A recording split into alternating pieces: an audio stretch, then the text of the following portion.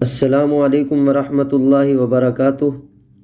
مفتی صاحب، آپ سے ایک مسئلہ پوچھنا تھا۔ وہ مسئلہ یہ ہے کہ تراویح کے دوران بعض افراد صفوں کے پیچھے بیٹھے رہتے ہیں اور امام کے رکوع کا انتظار کرتے ہیں۔ جب امام رکوع میں جاتا ہے تو فوراً کھڑے ہو کر نیت باندھ کر رکوع میں شامل ہو جاتے ہیں۔ اس طرح کرنا کیسا ہے؟ اس کے بارے میں ہماری رہنمائی فرما دے، جزاک اللہ خیرا۔ وعلیکم السلام ورحمۃ اللہ وبرکاتہ۔ جناب محترم، یہ بات واضح رہے کہ تراویح میں امام کے رکوع کا انتظار کرنا اور امام کے رکوع میں جانے کے بعد جماعت میں شامل ہونا مکروہ ہے۔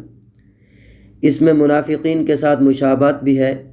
اس سے تراویح میں قرآن مجید ختم کرنے کی سنت بھی ادا نہیں ہوتی اور ایسے لوگ پورے ثواب سے بھی محروم رہتے ہیں۔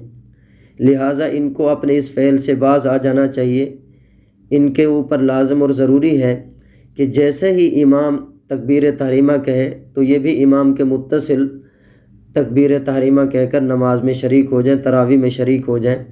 اس طرح نہ کریں تاکہ سستی لازم نہ آئے۔ نماز کے اندر سستی یہ مناسب نہیں ہے۔ واللہ تعالی اعلم بالصواب۔